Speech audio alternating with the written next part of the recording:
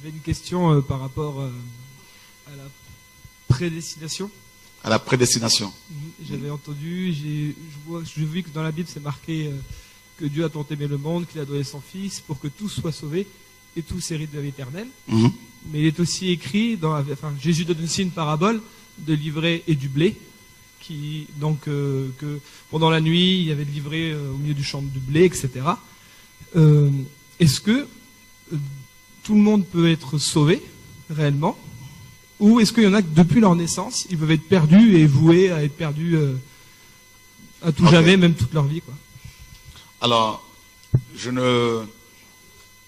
y a Augustin d'Hippone qui a vécu au VIe siècle, qui est un grand philosophe, et puis un des pères de l'Église catholique, a jeté la semence de la doctrine de la prédestination que Calvin, le réformateur français, va développer et complètement déformer et parlant justement, Calvin va parler de la double prédestination. Calvin va dire que Dieu, selon lui, aurait prédestiné certaines personnes à la damnation, à l'enfer, à la mort, à la séparation éternelle avec Dieu. Et deuxièmement, il dit que Dieu aurait prédestiné certaines personnes, d'autres, à l'acquisition du salut. Faisant passer Dieu pour un méchant. S'il vous plaît, est-ce que vous pouvez arrêter avec les chewing-gums, s'il vous plaît? Voilà. Faisant passer Dieu pour un méchant, quelqu'un qui est assis sur son trône et qui dit, toi tu vas souffrir pendant l'éternité, je te crée pour que tu souffres pendant l'éternité, toi je te crée pour que tu sois heureux pendant l'éternité. Non, ça c'est pas le Dieu de la Bible. Parce qu'il a mal compris, malheureusement, Romains chapitre 9, 10 et 11, où on dit qu'il y a des vases prédestinés pour la colère. Il n'a pas compris plus loin, le même Paul dit que ces vases-là peuvent être aussi rattrapés, être sauvés. Voilà. Et en fait, quand on comprend la parabole du blé et de l'ivraie dont tu as fait mention, nous réalisons que c'est pas Dieu qui a destiné ces gens-là ou prédestiné ces gens-là à l'enfer, à la mort. Il y a effectivement des gens, selon les Écritures, qui naissent pour être pris et détruits. Ils ne pourront pas être sauvés. C'est écrit. Je peux même lire un passage rapidement pour vous. Et dans 2 Pierre, chapitre 2.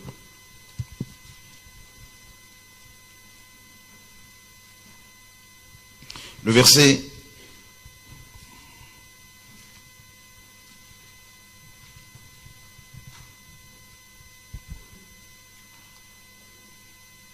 verset 12. Est-ce que tu peux le lire, s'il te plaît? Mais eux, semblables à des bêtes sans intelligence, qui s'abandonnent à leur penchant naturel et qui sont nées pour être prises et détruites, ils parlent d'une manière blasphématoire de ce qu'ils ignorent et ils périront par leur propre corruption. Voilà. Donc, de qui parle-t-on ici?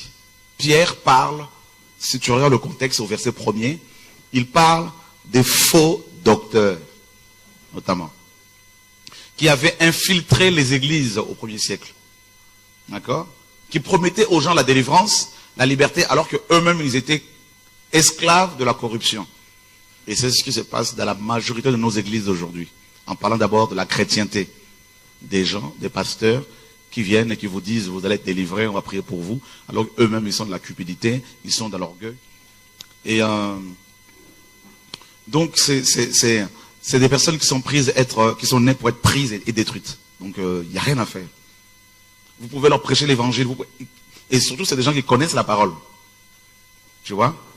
En fait, le Seigneur parle en parlant de la parabole du blé et de l'ivraie, il nous fait comprendre que l'ivraie représente justement ces hommes-là. Aussi bien des faux pasteurs que des religieux d'autres religions, et qui, bien sûr, ne peuvent pas être sauvés. Pas tous, mais il y en a qui peuvent être sauvés, qui peuvent se convertir, mais beaucoup. Voilà. Alors, on nous dit que l'ivraie, c'est Satan qui l'a planté. Et ça, c'est terrible. Alors, comment on peut comprendre cela? Mais attends, mais comment? Regardez, je veux dire quelque chose qui peut vous choquer. Et il y a un prophète américain, je ne vais pas dire son nom ici, qui disait que Ève a eu des rapports sexuels avec le serpent et ça a donné Caïn. Ça c'est faux. Ça c'est complètement, il était complètement à côté. Mais Caïn était l'aîné d'Adam et Ève. On est d'accord, hein? Ok. Et avant que Ève ne conçoive n'enfante, ne conçoive Caïn et l'enfante, elle a eu quand même un entretien avec le serpent. On est d'accord? On est d'accord? Et on ne peut pas avoir un entretien, une relation, je veux dire, avec l'ennemi, parce qu'elle n'a pas une relation physique. Donc c'était plutôt une discussion. On ne peut pas avoir une relation comme ça avec l'ennemi et sortir indemne. Vous comprenez? Donc, quand le Seigneur parle de livrer, rappelez-vous bien que quand le Seigneur Yeshua prêchait, quand il enseignait, il n'enseignait pas en dehors des Écritures qui existaient. Il est venu confirmer les Écritures. D'accord? Donc, il n'est pas sorti d'un iota. Il a dit lui-même. Tous ces faits et gestes étaient déjà prédits dans les Écritures. Alors, quand il parle de l'ivraie et du blé, mais ça existait déjà. Dans la famille d'Adam et Ève, il y avait le blé, Abel, et l'ivraie, Caïn. Vous comprenez ce que je veux dire? Donc, pour comprendre la parabole du blé et de l'ivraie, il faut remonter à l'histoire de Caïn et Abel. Donc, il y a le blé, Caïn, il y avait l'ivraie, bien sûr, le blé, Abel, l'ivraie, Caïn, et les deux étaient frères. Et l'ivraie et le blé se ressemblent. Tu vois ce que je veux dire? Jusqu'à l'apparition des fruits. Car on reconnaît un arbre à ses fruits. Et la parole nous dit justement que Caïn a tué son frère Abel parce que ses œuvres étaient mauvaises. C'est-à-dire ses fruits. C'est là qu'on a compris que Caïn n'était pas de Dieu par rapport à ses fruits. Mais avant, non, tout le monde croyait que Caïn était un bon chrétien. Il faisait aussi des sacrifices comme Abel. Il priait aussi soi-disant Dieu. Il avait aussi un autel pour sacrifier ses affaires, ses offrandes. Mais la parole nous dit dans 1 Jean 3, 12 que Caïn était du malin. Il était de Satan. Il appartenait à Satan. Pourtant, ils étaient tous de la même famille. Vous comprenez la parabole autrement maintenant? Et on nous dit qu'il était du malin. C'est-à-dire qu'il appartenait au malin. Donc, Ève, ayant ouvert son cœur à Satan, au serpent, a reçu une semence, mais pas une semence physique comme ça là. Elle a reçu la preuve, elle a mangé ce fruit. Vous voyez? Donc, est-ce que c'est là que Satan en a profité pour semer dans son cœur d'autres choses et ça a donné Caïn? Eh bien, laissez-moi vous dire, il y a des hommes comme vous et moi que nous côtoyons parfois tous les jours au travail, à l'école, même dans nos assemblées, qui sont de la semence de Satan. Parce que les démons, les anges ont couché avec des femmes. Dans Genèse 6, ça a donné naissance à... Ces femmes ont donné naissance à des géants. C'est écrit, non? Ah ben oui. Donc, je ne dis pas que Ève a eu des rapports sexuels avec le serpent, comme cette secte l'enseigne. C'est pas ça. Mais il s'est passé quelque chose dans l'esprit. Et on nous dit que Caïn va s'éloigner de la présence de Dieu pour aller ailleurs. Donc, mon frère, il y a des hommes comme toi et moi, que nous côtoyons, qui peuvent être chrétiens, qui peuvent être prédicateurs, ils peuvent être prophètes, docteurs, pasteurs. Mais ils ne sont pas de la semence de Dieu. C'est-à-dire, il y a comme un mélange, comme si c'est une fabrication de Satan. C'est terrible. Et là, ils naissent comme tout le monde. Vous avez des gens comme, excusez-moi, vous avez des gens comme Hitler, par exemple, dans le monde, hein, qui sont tellement méchants qu'il n'y a rien à faire. Et ils ne sont pas de Dieu. Donc il s'est passé, il y a des mystères. Et dans ce sens-là, oui, ces gens-là, voilà, quand ils sont du malin, eh ben, leur père les récupère. Parce qu'ils font partie de son armée. Maintenant, imaginez si vous épousez quelqu'un qui appartient à Satan. Eh ben, vous allez souffrir toute votre vie. Est-ce qu'ils le savent? À un moment donné, ils doivent le savoir. Et vous savez, un méchant sait qu'il est méchant. Bien sûr. Ils le savent. À un moment donné, ils le savent. Regardez l'Antichrist. Qui est l'Antichrist? C'est l'incarnation du mal. C'est le fils de Satan. On nous parle de la postérité du serpent. Vrai ou faux? Ah, dans Genèse 3,15, on nous dit quoi? Je crois que ça va être l'enseignement d'aujourd'hui. Je pense que ça... Allons dans Genèse 3,15. Ça vous intéresse tout ça? Parce que tout le monde crie, ah mon frère, ma soeur, tu penses que c'est ton frère et ta soeur?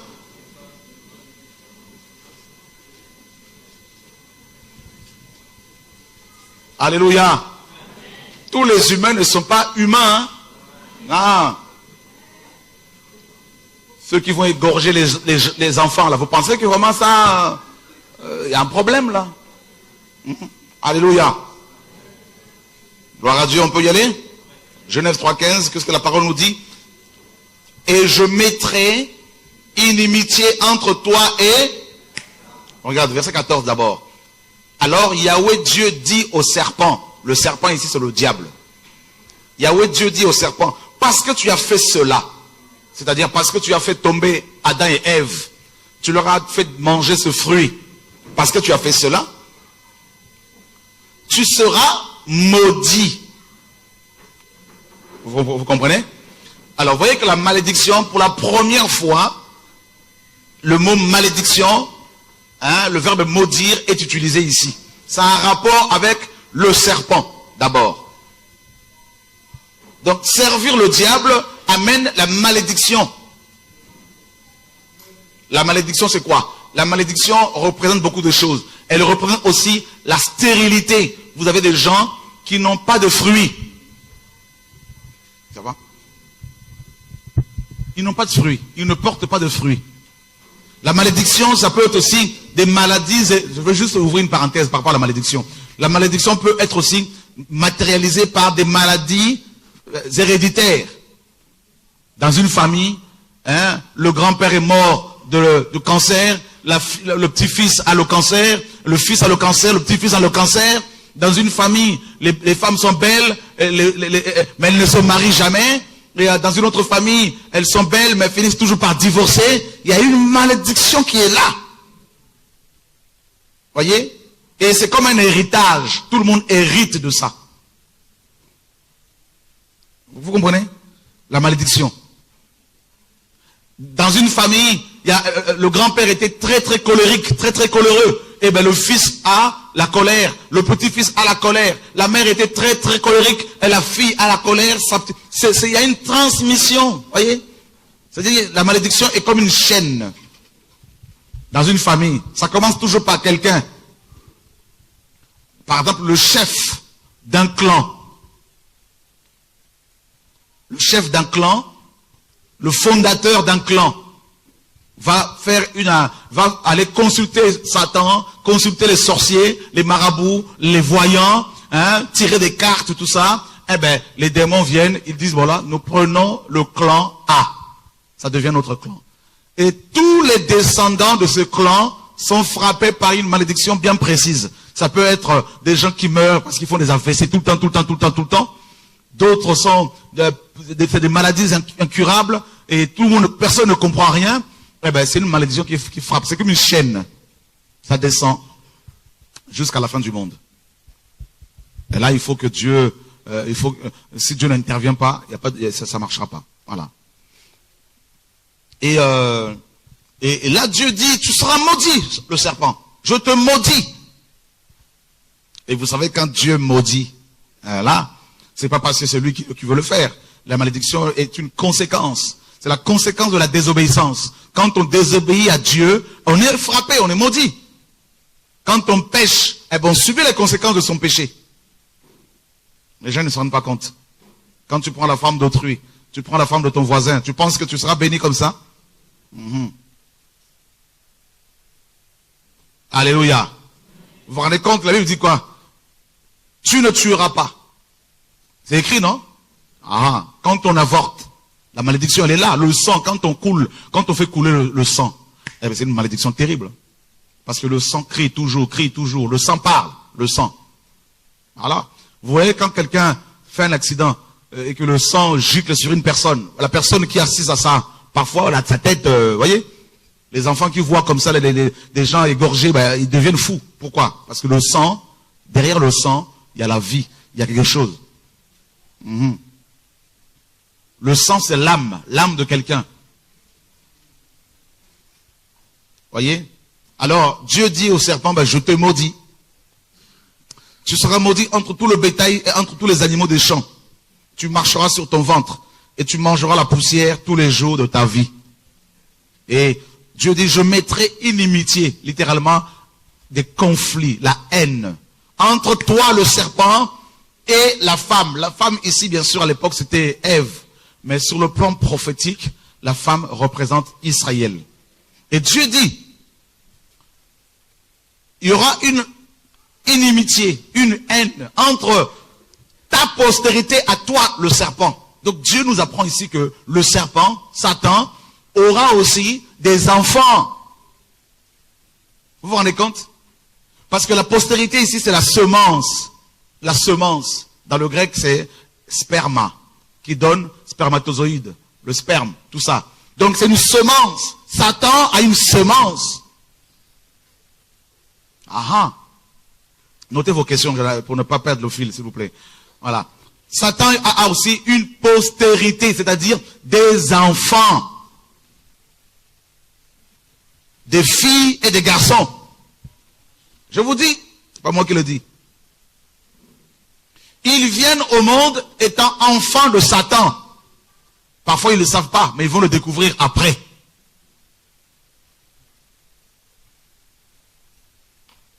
C'est terrible.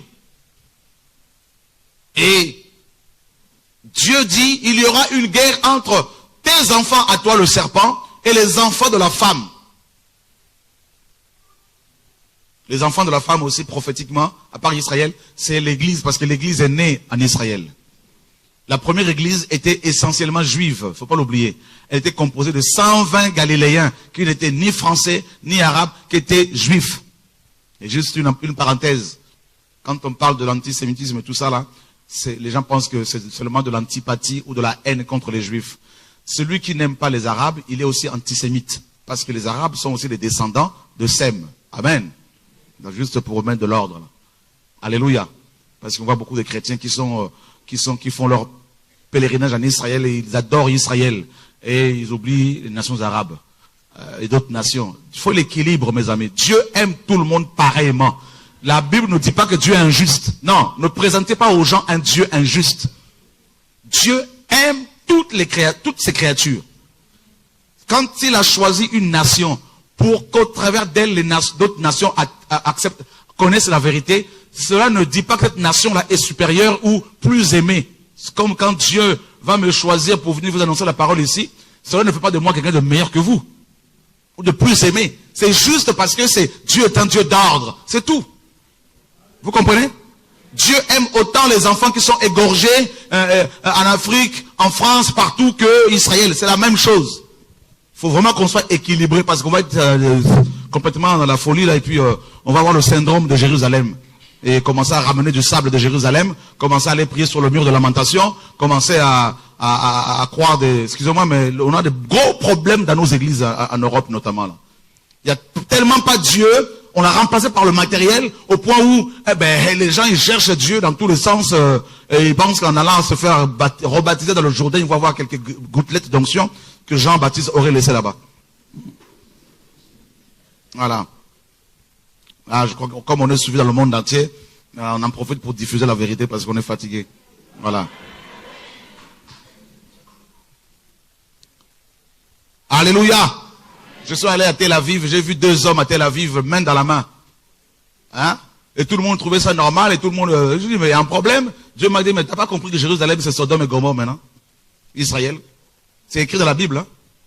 Et les gens vont se ressourcer dans Sodome et Gomorrhe. Oh, on était là, on a vu la tombe de Jésus. Et alors que le Seigneur a dit, les anges ont dit, pourquoi cherchez-vous parmi les morts celui qui est vivant? C'est écrit, non? Alléluia! Vous connaîtrez la vérité et la vérité vous la franchira. Voilà.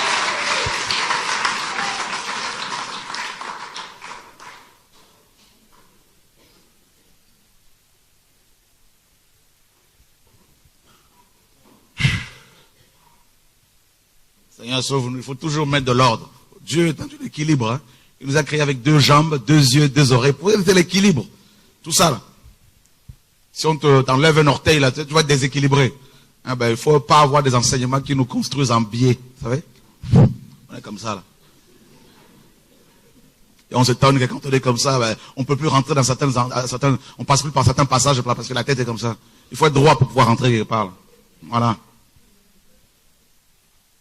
Hein, c'est pas comme ces pasteurs là qui font des pèlerinages. Ah ouais, c'est 1500 €, on va tourner, on va faire ci, on va faire ça, tout ça. Et les gens, tu les vois, je suis allé à Jérusalem, vous savez, je suis allé juste une matinée pour voir, je voulais voir ce qui se passe. J'ai vu des chrétiens complètement illuminés, complètement, c'est des dingues, mais c'est des dingues, je vous dis, mais c'est, mes amis là, il y en a là, ils sont plus délivrables. Il faut les amener carrément chez les psychiatres pour qu'ils soient aidés. Parce que comme ils ne sont plus délivrables avec la parole, ils sont tellement endurcis, eh bien là, on les envoie carrément dans les asiles pour être soignés. Parce que là, c'est terrible. Dieu est esprit. Et il faut que ceux qui l'adorent, voilà. Je suis allé jusqu'au milieu de la lamentation pour voir.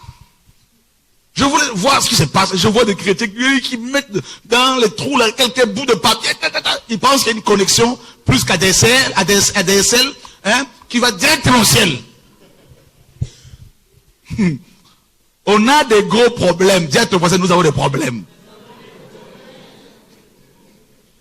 Seigneur, sauve-nous. Alléluia. Voilà, ça c'était juste une parenthèse pour recadrer. Alors, Dieu dit, les enfants, toi, la femme, ta postérité, tes enfants, ou ton enfant, parce que là il est question du Mashiach, ta postérité, celle de la femme, écrasera la tête du serpent, et le serpent fera quoi? Ah? Lui, quoi? Ah? Qui a dit blessé? C'est faux. Écrasera. C'est le même verbe.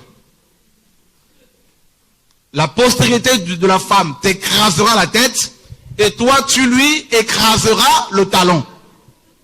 Second a dit non, je veux amoindrir le verbe écraser en relation avec le Mashiach. Donc, au lieu de mettre écraser le talon, je mettrai blesser le talon. Comment? Pourquoi? Ben parce que il s'est dit comment le diable peut-il écraser le talon du Mashiach? Alors moi, je n'accepte pas ça. Je mets plutôt voilà, blesser. Alors que écraser, c'est le même verbe utilisé pour le serpent que pour le Mashiach. Ben si, ton talon là, si on met ça comme ça, on peut pas l'écraser. Ah ben oui, quand même. Mets ça que sur la route, tu vas voir, quand un camion va passer, là, tu vas voir si ça va être... Alléluia! En fait, le verbe est fort, hein. C'est pour nous montrer la souffrance du Mashiach à la croix, pour nous sauver. Et les religieux, là, ils l'ont amoindri. Ils l'ont dit, vous voyez, ils l'ont minimisé. Alors que là, c'est vraiment écrasé. Vous vous rendez compte? Enfin bref, ça c'est un autre enseignement. Alors là, vous voyez qu'il y a une guerre. Il y a une guerre entre les enfants de Dieu, c'est-à-dire le blé, et les enfants du diable, eh ben, livrés. Voilà. Et nous sommes tous sur terre, menant ce combat, tous les jours. Ça veut dire que tel que tu es là, tous les jours, il y a au moins quelqu'un qui appartient à Satan qui veut à tout prix te tuer. Et parfois, c'est les gens qui sont de la même famille, d'abord. Ça commence d'abord dans le cercle familial. Pourquoi toujours elle? Pourquoi toujours elle? Pourquoi toujours elle? Les études, les longues études, c'est elle. Le travail, c'est elle. La beauté, c'est elle. Tout ça. Mais pourquoi ça c'est pas normal? Papa l'a aimé plus que l'autre. Nous plus que nous. Maman plus que nous. Tout ça là, la guerre commence là. Ensuite, les voisins.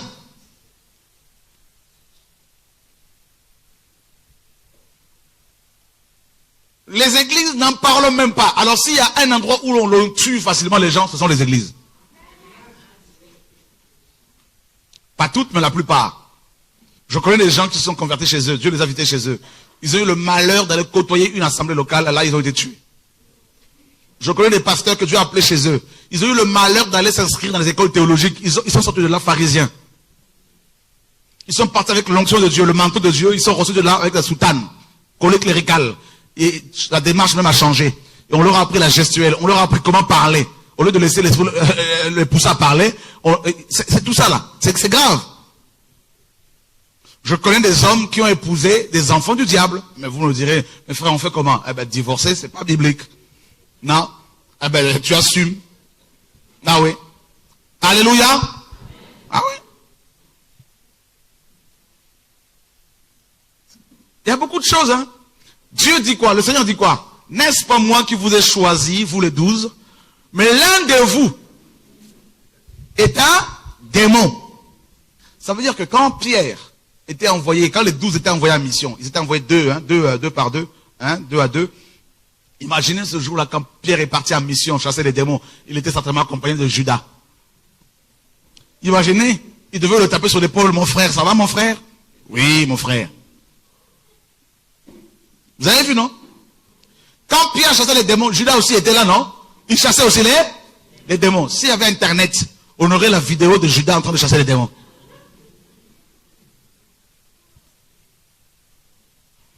Et beaucoup de gens auraient dit, quel apôtre! Quelle onction! Et quand est-ce que Judas se révélait être vraiment du malin? À quel moment, à votre avis? Pendant le repas.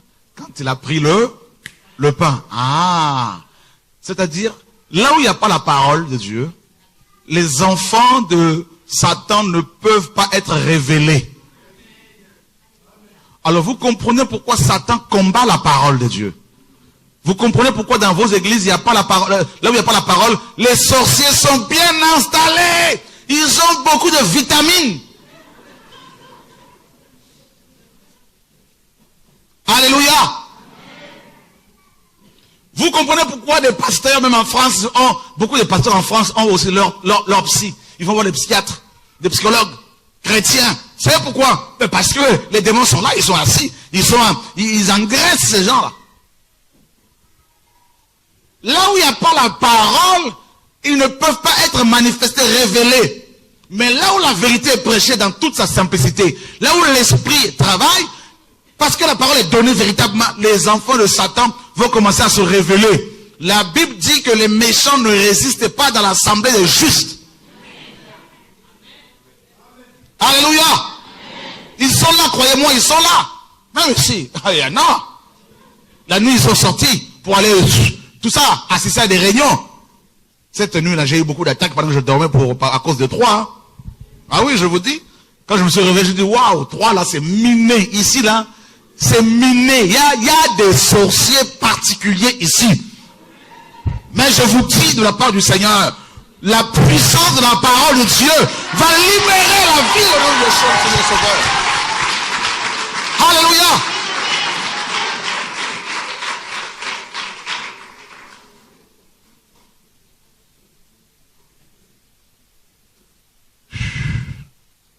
Il y en a plein de sorciers, mais il y a un paquet. S'il y a un endroit sur terre que les sorciers aiment, c'est les assemblées.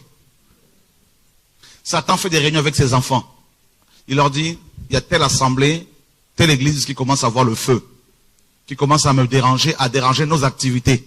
Parce qu'une église véritable qui prie dans une ville comme Troyes, eh ben c'est toute la région qui est bouleversée. Il y a des perturbations spirituelles. Les avions mystiques ne peuvent plus traverser la zone facilement. Parce qu'il y a des turbulences terribles. Les choses matérielles nous enseignent sur les réalités spirituelles. Il y a des perturbations, il y a des orages spirituels. Et Satan dit, mais qu'est-ce qui se passe là-bas? On nous dit, eh ben, il y a une assemblée de maisons là, ben, les gens ils prient de la vérité. Ils disent, bon, qu'est-ce qu'on va faire? On a qui dans la zone là-bas? Eh ben, nous avons le couple Jacques et Jacqueline, ils nous servent depuis 10 ans. Ok, on les envoie là-bas. Jacqueline, toi tu vas y aller, tu vas faire des beignets tout le temps. Alléluia. Alléluia. Alléluia. Vous voulez que je parle, non? Dis à ton voisin, on dit tout chez nous. Voilà, Jacqueline et Jacques arrivent à l'assemblée. Tout gentils. Bonjour, mon frère. Et tout comme les chrétiens, la plupart sont tellement naïfs. Quand tu vois seulement quelqu'un, bonjour frère. Qui t'a dit que c'est un frère? Parfois, il vaut mieux dire bonjour monsieur. Alléluia.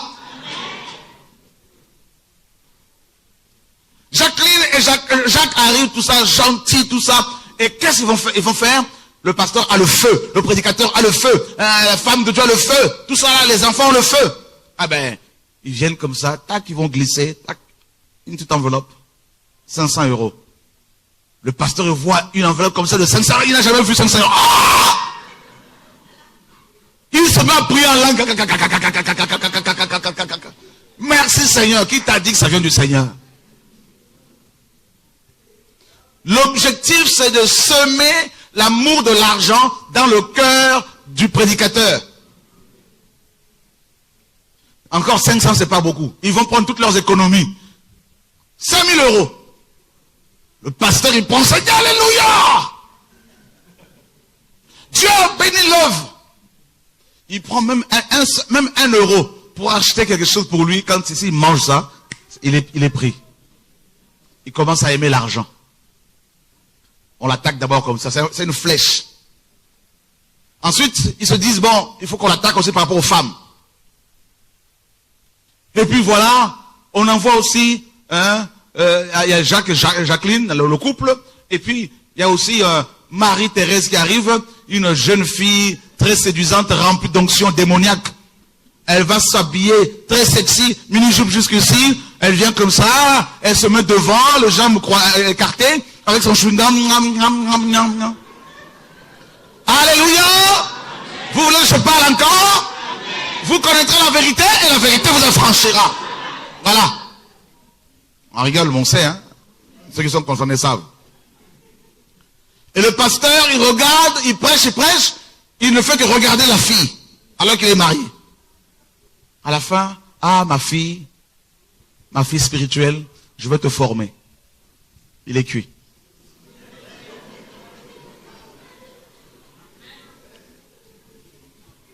Le pasteur, il dénonçait le péché, il dénonçait l'impudicité, il dénonçait la polygamie. Et comme Jacques et Jacqueline est un couple polygame, Jacques est tellement riche qu'il a pris Jacqueline comme deuxième femme. Eh ben, le pasteur il dit, mais c'est pas grave, Dieu est amour, il faut la sagesse. Il nomme Jacques diacre. Bras droit. Jacques et Jacqueline lui achètent un gros 4x4, le dernier modèle de Toyota. 4x4. Ça y est, c'est fini, le pasteur il est tué dans l'œuf. Et puis ils vont faire leur rapport à Satan pour dire, maître, nous avons tué le feu qu'il y avait là-bas. Et les démons, ils viennent, ils prennent place dans l'église. L'esprit d'inceste est rentré. L'esprit d'orgueil est rentré. La compromission est rentrée. Le pasteur peut même devenir sorcier, commence à sortir même la nuit. Fini, chaos. Division, chacun dans son coin. On dit, mais cet homme-là, Dieu l'utilisait avec des guérisons, des miracles. Oui, c'est fini. Lui-même, il divorce avec sa femme. Il va prendre une femme beaucoup plus jeune. Et le pasteur, il commence, il avait le feu, hein, il craignait Dieu. Il va maintenant, commencer même il va même jusqu'à acheter un club de foot. Ça, c'est un pasteur au Congo. Il fait jouer des musiciens mondains avec des femmes dénudées, mal habillées. Tout le monde trouve ça normal. Il y a un enseignement que je veux faire sur la RDC Congo. Je veux dénoncer tous les pasteurs qui sont là-bas. Comme je ne peux plus y aller pour l'instant là, donc j'attends que les choses changent. Donc je veux, et les chantres, je veux, c'est une émission, il y aura des vidéos là, ça va exploser.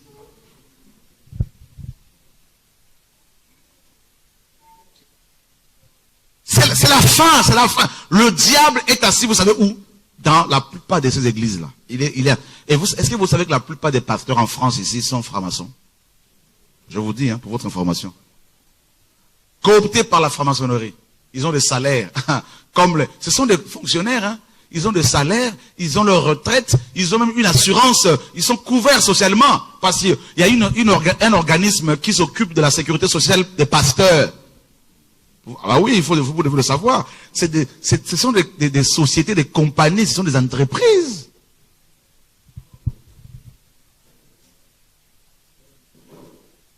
Il n'y a plus, Satan travaille. Il opère.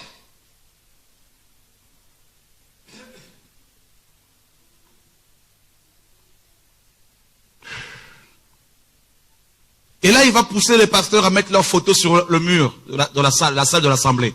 Photo du pasteur. Et tout le monde trouve ça normal. Des affiches, des photos des pasteurs sur Facebook. Pasteur avec sa femme à côté, couple pastoral. Tout le monde trouve ça normal.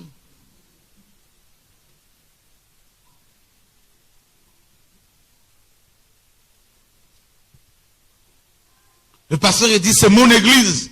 Tout le monde trouve ça normal.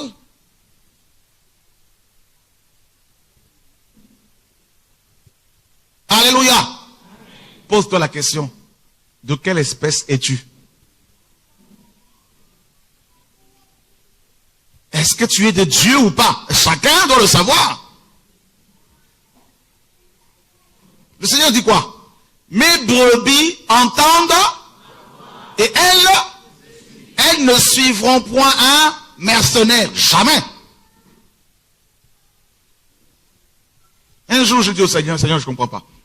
Je prêche cette parole et beaucoup n'en veulent pas. Le Seigneur me dit, mais la parabole de l'ivraie et du blé, il y en a, ils ne sont pas de moi. Ils sont de la semence de Lucifer. Fabriqués par Lucifer. Ils sont nés étant de la semence de Lucifer. Ils vont grandir. Ils ne changeront jamais.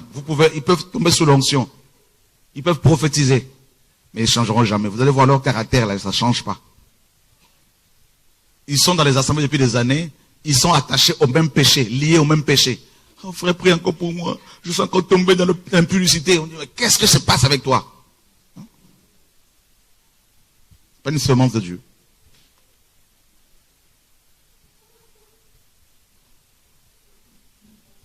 Et Satan, pour mettre le trouble sur terre, qu'est-ce qu'il fait?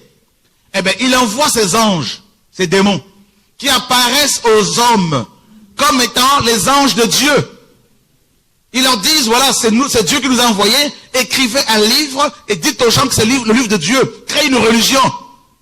Et les gens adorent de faux dieux. Satan est spécialiste dans ça. Vous savez pourquoi? Parce qu'il a cherché à être adoré au ciel.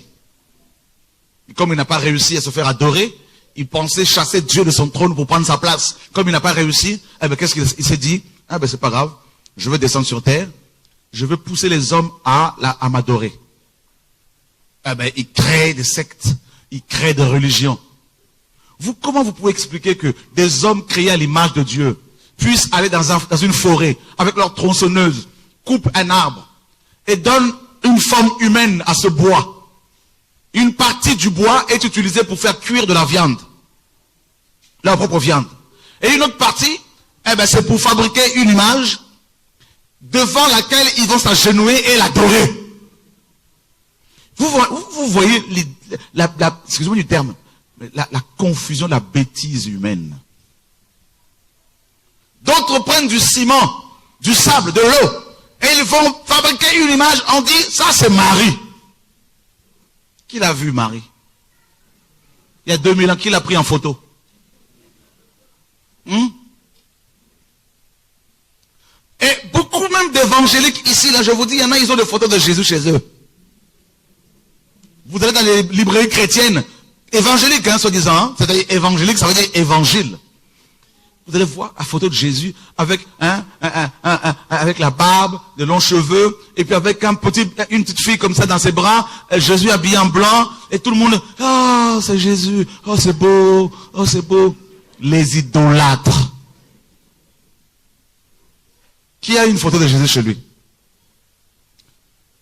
Eh ben tu te rends compte? Eh ben tu vas la brûler. C'est un démon, c'est un faux Jésus. Alléluia. C'est grave.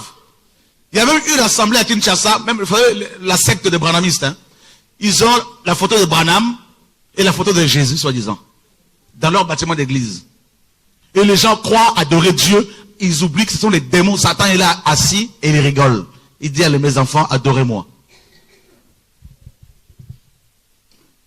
Je suis allé en Allemagne un jour. Et pendant que je dormais, Dieu m'amène dans une assemblée. J'étais parti pour un séminaire comme ce matin.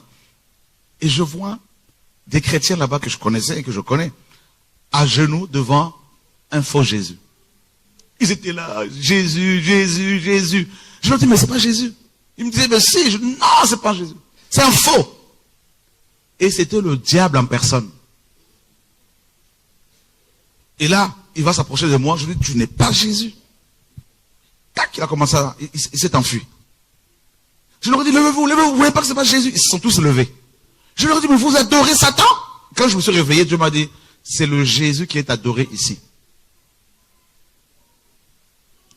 Dans les églises en Allemagne. Je dis, quoi?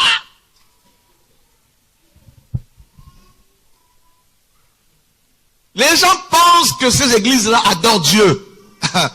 Il y a quelques enfants de Dieu ici et là, oui. Mais celui qui est derrière, c'est autre chose.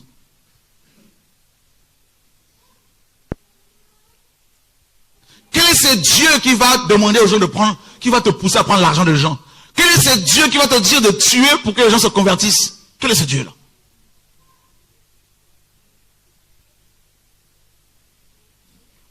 Quel est ce Dieu qui te dit de te mettre en soutane pour que les gens soient touchés?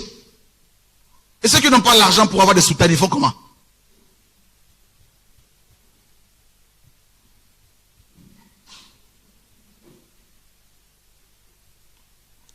Et à la fin, beaucoup vont pleurer.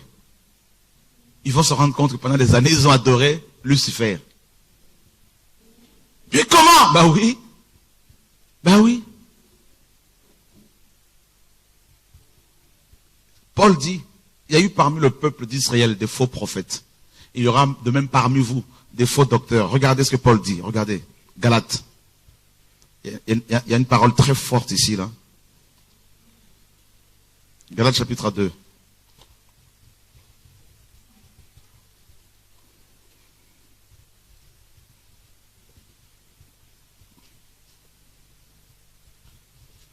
« 14 ans après, je montai de nouveau à Jérusalem avec Barnabas, et je pris aussi avec moi Tite.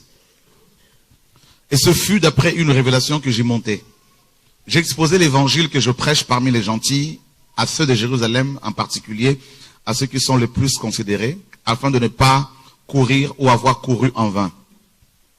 Et même, on n'obligea pas Tite, qui était avec moi, de se faire circoncire, quoiqu'il fût grec. Et cela, à cause de qui?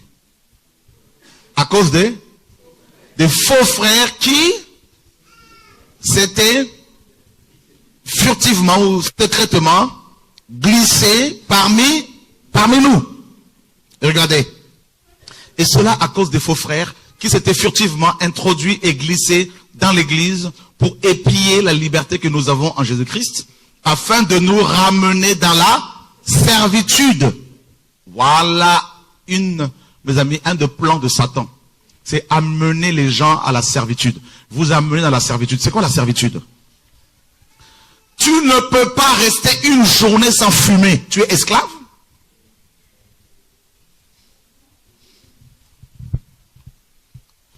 Tu es tellement stressé. Il faut sortir ce bout de bateau, ce bout de papier dans lequel on a mis de l'herbe, de la nicotine. Alors que la fumée, là, ça tue tes poumons. On a bien écrit fumée tue. Et tu es en train de te tuer. Toutes les demi-heures.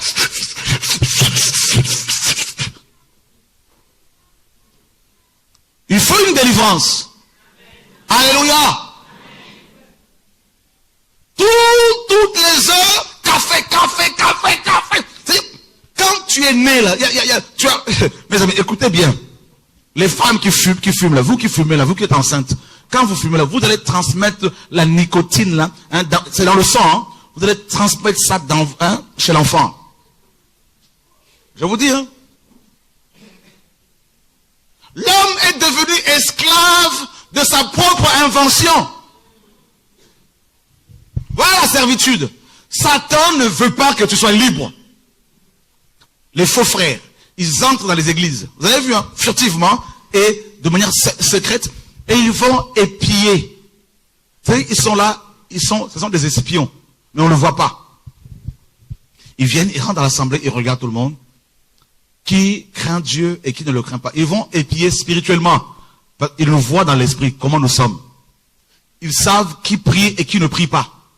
Ils savent cela. L'objectif, c'est de vous amener à l'esclavage. Satan veut rendre les hommes ses esclaves. C'est tout. Regardez notre génération. Les gens ne peuvent pas se passer de la nourriture. C'est-à-dire, les gens sont gavés, ils sont gavés comme des oies. Il y en a même s'ils ne mangent pas une matinée, ils tremblent, à moins qu'ils soient malades. Mais alors qu'ils sont en bonne santé, mais il faut à tout prix à 6 heures debout dans la cuisine déjà, café. Quand Dieu leur dit jeûner un peu, ils ne peuvent pas jeûner. Alléluia. Ça va aller, mon grand.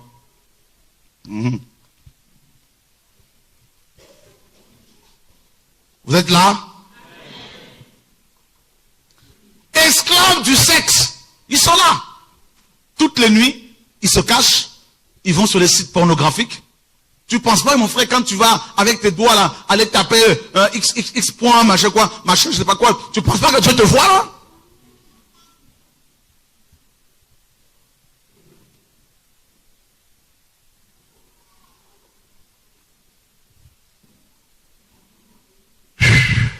Vous voulez que je parle encore? Il y a beaucoup d'esclaves. Les gens croient être libres, mais ils sont esclaves. Esclaves. Il y a des femmes qui ne peuvent jamais sortir de chez elles pour aller faire une petite course à côté chez le boulanger, prendre juste une baguette vite fait. Ils ne peuvent pas prendre une baguette vite fait sans être maquillées tellement qu'elles sont esclaves du maquillage.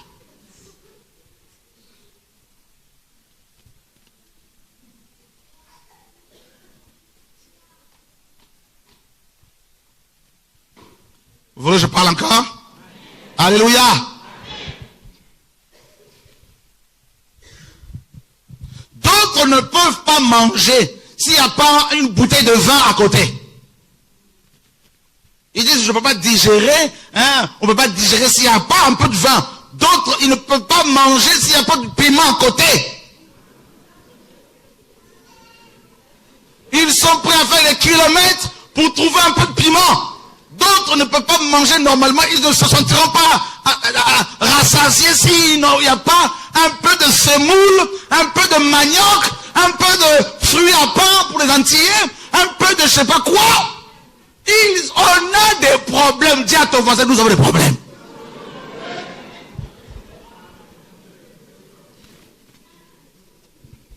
D'autres, tous les jours, ils peuvent manger du riz. Mais il faut qu'il y ait un peu de couscous pour qu'ils sentent vraiment qu'ils ont mangé. L'esclavage. Et on est fiers, on se dit, je suis libre, moi je suis à mon coin, je ne suis pas dans une assemblée, je suis libre. Tu penses que tu es libre là? Qu'est-ce que la liberté? Et là ils disent, je fais ce que je veux. T'es sûr que tu fais ce que tu veux? C'est pas ça la liberté quand on fait ce que l'on veut. Non, la vraie liberté, c'est quand on fait ce que Dieu veut.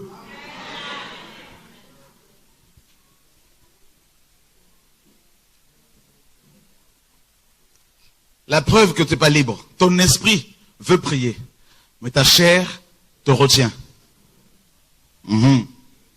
Tu sens qu'il faut prier, mais ton corps te dit, je suis fatigué, dors encore. Qui a déjà vécu ça? Ah voilà.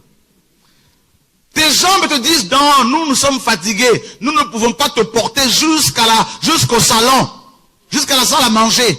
Dors encore un peu, et nous allons t'aider le matin, on va pouvoir te transporter. Tu n'es pas libre.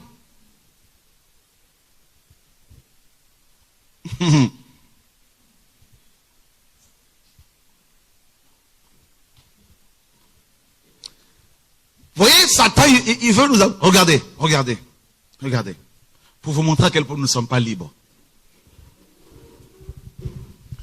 Il y a des chrétiens à qui on a dit que le dimanche, c'est le jour du Seigneur, n'est-ce pas? Donc, le dimanche, même quand ils sont fatigués, même quand ils n'ont pas cette liberté-là de se dire, bon, le dimanche, aujourd'hui dimanche, je pars me promener avec ma famille. Non. Parce que, ils se disent, non, le pasteur va m'appeler. Alors, je ne veux pas avoir des problèmes avec le pasteur, je dois répondre à l'appel. Et le dimanche, même quand ils sont fatigués, et le pasteur, il regarde et dit, Marie-Louise, présente. Ah, c'est bon. Joseph, présent. Ah, c'est bon. T'es libre? Regarde, on te dit qu'il faut donner 10% de ton salaire pour être béni. T'es pas libre?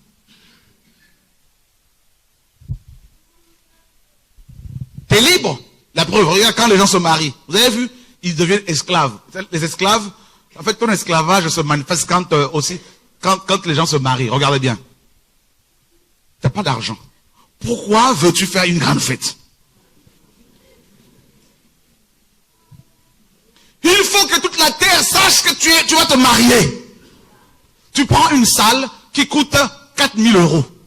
Tu ne peux pas prendre une salle de mairie qui coûte 150 €. L'orgueil. T'es pas libre. Qui s'aperçoit qu'il n'est pas vraiment libre? Alléluia. Tu vas prendre un costume qui coûte 1500 €. Une robe qui coûte 3000 € que tu vas porter une seule fois. T'es pas libre. Tu te mets une corde autour du cou. Tu vas voir maintenant cet élève pour aller faire un crédit que tu vas rembourser pour une robe sur 5 ans. T'es pas libre. Dis à ton voisin, il faut qu'il parle encore ce monsieur. Alléluia. Tout est à crédit. Même un stylo, tu peux acheter un stylo à crédit aujourd'hui. Il y a beaucoup d'étrangers, quand ils arrivent au Canada, ils crient, oh, victoire. Vous savez pourquoi? Parce que quand ils arrivent au Canada, on leur dit, vous avez au moins plus de 40 cartes bancaires, cartes de prêt, de crédit qu'on peut vous donner. Vous arrivez, on vous dit, vous avez un solde de 40 000 $. Ah bon? Les étrangers, ils s'engouffrent, ils rentrent là-dedans, ils prennent tout. Les esclaves. Ils se mettent encore autour du cou. Et puis, à un moment donné, ils font faillite. On le déclare, voilà, complètement endettés, faillite. Et là, ils font faillite. Et puis là, ils sont esclaves. Ils sont obligés de travailler dur pour rembourser pendant des... Il y a des couples qui ont éclaté là-bas, là. Qui sont brisés, qui se brisent encore. La liberté. Satan est tellement rusé qu'il a créé cette société pour que les gens soient esclaves à vie. Un crédit sur 50 ans. Mais tu te rends pas compte qu'il y a un problème, là?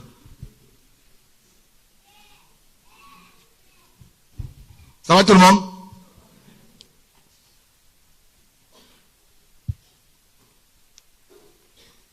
Bon, Dieu a dit, on va faire un jeûne de 40 jours. Mais oui, mais pasteur, je ne peux pas jeûner. Non, tout le monde doit jeûner. Tu n'es pas libre. Ah oui. Et tu vas jeûner pour faire semblant. Tu vas jeûner pour plaire à quelqu'un. Tu n'es pas libre.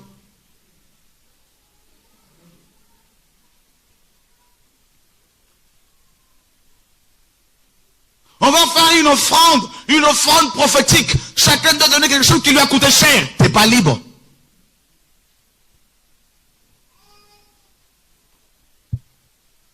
Il y en a, ils sont mariés, ils le regrettent. Ils sont plus libres.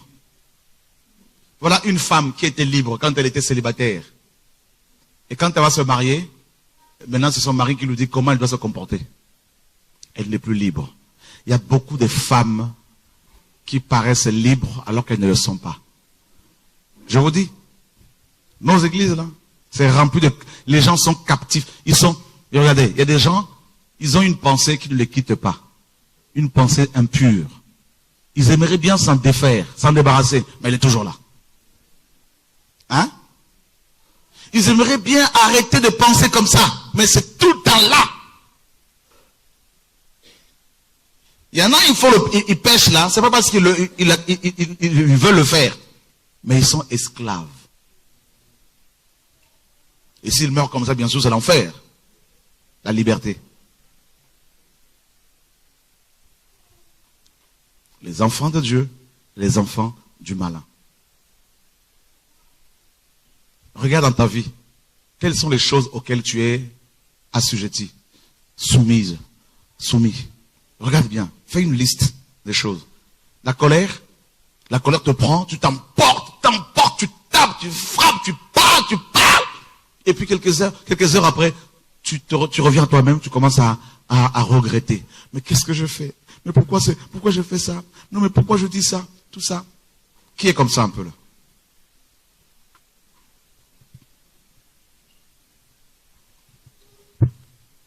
Quand la colère te prend, tu entends seulement quelque chose, tu t'emportes, tu manques du respect à ton mari, à tes parents, à tes enfants, tu insultes, tu parles, tu es idiot, tu n'avanceras pas, tu es bête. Mais avec la colère, parce que déjà l'ennemi est derrière la colère, avec cette colère-là, eh bien, tu maudis tes enfants, tu les maudis, tu maudis ta femme, tu maudis ton mari, tu maudis ta famille. Les propos que tu utilises, les paroles.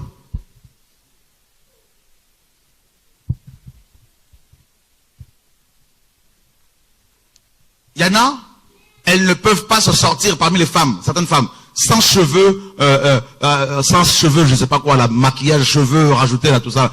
Elles ne peuvent pas avoir des cheveux naturels. Tout le temps, depuis qu'on les connaît, c'est tout le temps des faux cheveux. Vous pensez qu'elles sont libres, ces femmes-là? Elles ne sont pas libres. Vous comprenez ce que je suis en train de dire, là? Qui s'aperçoit que nous avons des problèmes? Alléluia!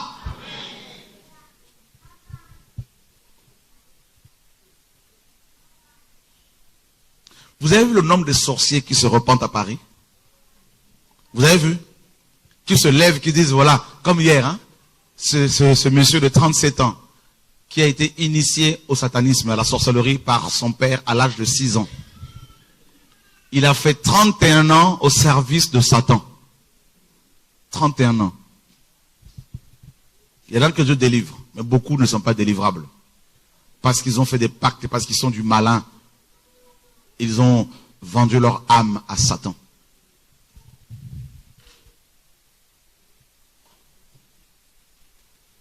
Les vrais enfants de Dieu, les enfants de Dieu, quand on rencontre, on sent quelque chose. On sent qu'ils sont de Dieu. Ça se sent. Vous voyez? Je ne sais pas comment vous expliquer. On sent que là, ce frère-là est de Dieu. Ils ont leurs défauts comme tout le monde, hein, mais il y a que ça passe. Mais ceux qui sont de l'autre côté, quand on les approche, ils dégagent une odeur là qui n'est pas de Dieu. Jean 8, 44. On finit bientôt.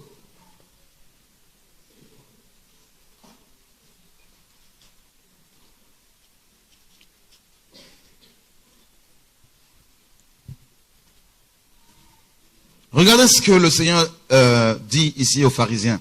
Il y avait une belle discussion ici, là. Regardez ce que le Seigneur dit.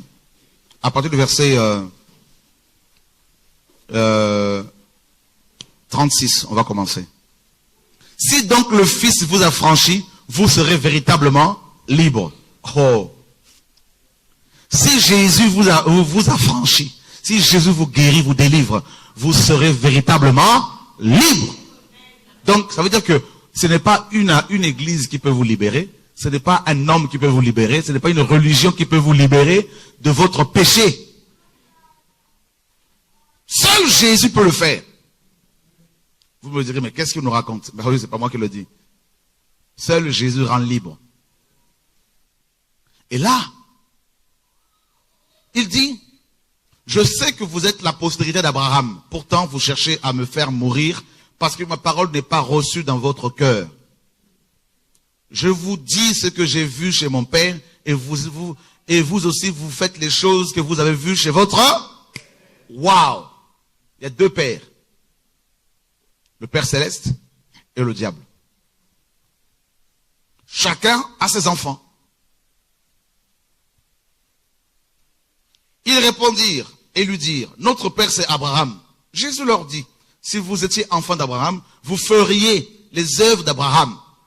Mais maintenant, vous cherchez à me faire mourir, moi, un homme qui vous ai dit la vérité que j'ai entendue de Dieu. Cela, Abraham ne l'a pas fait. Vous faites les œuvres de votre père. Et lui dire, nous avons un seul père, Dieu.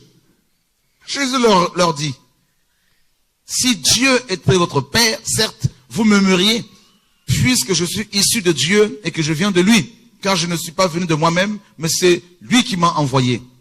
Pourquoi ne comprenez-vous pas mon langage?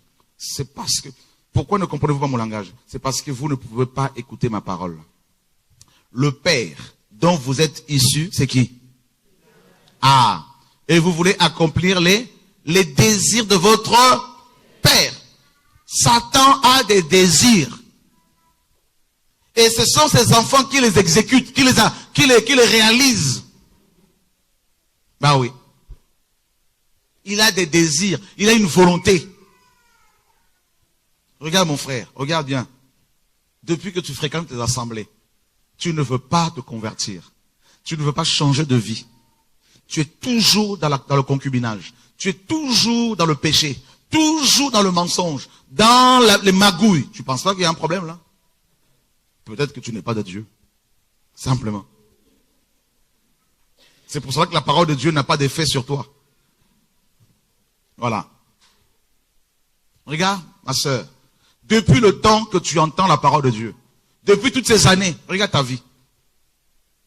Il y a un problème. Peut-être que tu n'es pas de Dieu.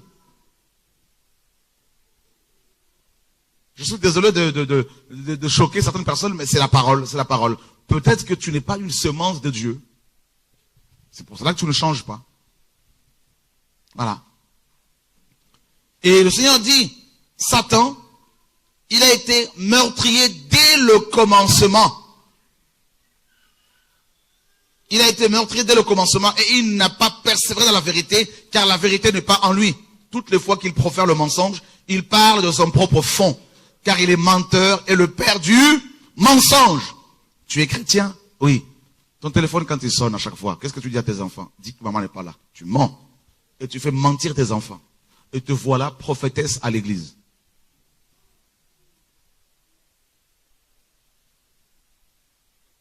On t'appelle, tu dis non, dis que je suis pas là. Alors tu es là. Ta vie est un tissu de mensonges. Tu mens comme tu respires. Tu mens tellement que tu ne te rends même pas compte que tu mens. Tu es convaincu d'être dans la vérité alors que c'est du mensonge. Tu as réussi à te convaincre toi-même. Il y en a beaucoup ici, je vous dis. C'est-à-dire, c'est des gens, on prêche, ils acclament. Ils disent prêche, mais en fait, ils ne sont pas de Dieu. Ils sont fils, filles de Satan. Quoi que l'on fasse, ils vont mourir et aller en enfer. Ces hommes-là, ces femmes-là, le Seigneur les appelle les boucs dans Matthieu 25. Quand il reviendra, il va séparer les boucs d'avec les brebis. D'accord? Et il dira aux boucs, retirez-vous de moi, maudit. C'est écrit, hein? Et qui a été maudit au début? Leur père. Et il a transmis la malédiction à ses enfants. Maudit. Allez dans le feu éternel qui a été préparé pour le diable et ses anges. Judas a côtoyé Jésus. Il a côtoyé le Seigneur Jésus. Il a mangé avec le Seigneur. Il a vu le Seigneur prier. Il a vu des miracles qu'aucun homme n'a fait. Et vous savez comment il est mort? Il s'est suicidé. Alors que Dieu dit, tu ne tueras pas. Il s'est suicidé. Et il est parti où? Au ciel? Non. Il souffre là, en dessous, là, en bas, là, dans les profondeurs de la terre. Mais pourtant, il a côtoyé la vie.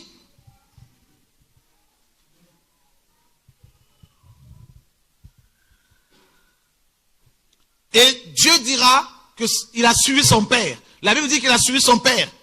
Il est allé dans son lieu parce qu'il n'était pas de Dieu. Tout comme toi, on t'appelait prophétesse hier. Mais quelle est ta vie? Comment tu fonctionnes?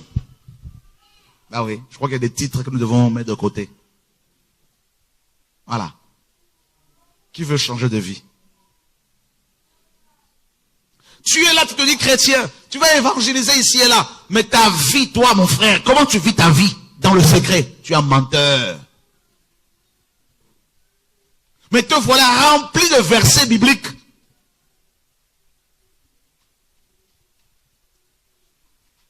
Ne penses-tu pas que Dieu te voit? En fait, le problème, c'est que comme tu n'es pas de Dieu, certainement, eh bien, tu ne pourras pas changer.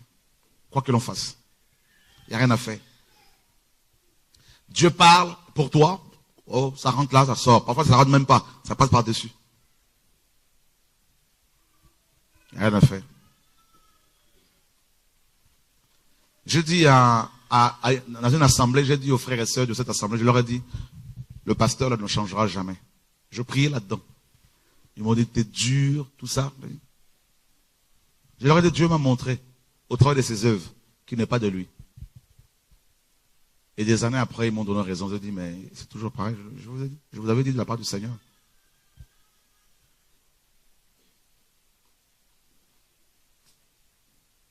En fait, nos églises sont juste des endroits où les gens se font du bien. On se rencontre, on se fait du bien, on chante, on danse, on rigole, on se réjouit, on fait des offrandes, on mange un peu, on se fait la bise, tac, chacun rentre chez lui. Mais la semaine, comment vivez-vous la vie chrétienne? Comment vivez-vous la parole dans le quotidien, chez vous, seul? Pas en groupe, mais seul. Comment? Telle sœur a son petit copain, tel frère a sa petite copine. Là-bas, tac, il se masturbe tous les jours. L'autre là-bas, tac, mensonge. Dieu regarde. La parole est prêchée à tout le monde. De la même manière. Mais combien de personnes le Seigneur a sauvées quand il est venu sur terre? L'église est née avec 120 personnes. Vous avez vu l'onction que Yeshua avait? 120 personnes seulement. Vous vous rendez compte? Il est venu dans un pays où il y avait plus de 3 millions d'habitants. Hein? Mais ceux qui l'ont suivi, ceux qui ont reçu ce message, 120. Le reste. Les enfants de Dieu, il y en a très peu. Très peu. Sur la parabole de 4 terrains, sur les 4, il n'y en a qu'un qui est fertile. Les 3 là, ça veut dire dans une assemblée où il y a 400 personnes, peut-être même il y a seulement 100 personnes qui sont de Dieu. Les 300 là, sont des serviteurs, des servantes de Satan. Ils sont là pour détruire les enfants de Dieu. Question?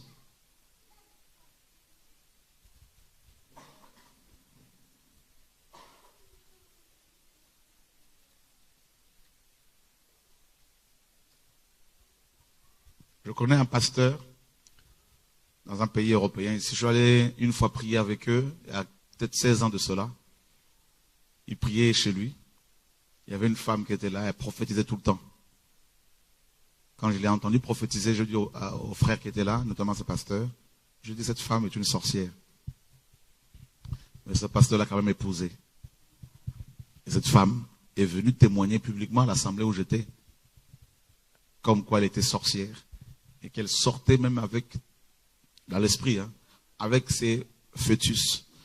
Quand elle tombait enceinte, elle sortait avec ses enfants depuis le ventre.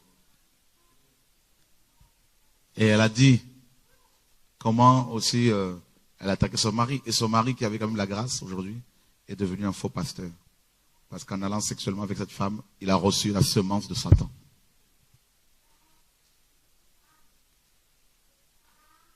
Bien sûr, quand c'est comme ça, tu ne divorces pas. Le monde, nous dit 1 Jean 5, est plongé dans le mal. Et le Seigneur appelle Satan le Dieu de ce siècle. Le prince de la puissance de l'air. Paul dit, si notre évangile est voilé, il est voilé pour ceux qui périssent. C'est écrit, hein? Ah, pour ceux dont le Dieu de ce siècle a aveuglé l'esprit. C'est pour cela, cette parole que vous prêchez là, vous pouvez la partager à beaucoup de pasteurs.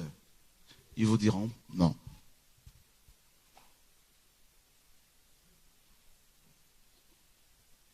Ils vous diront non. Ils vous diront oui, c'est écrit, mais bon, mais.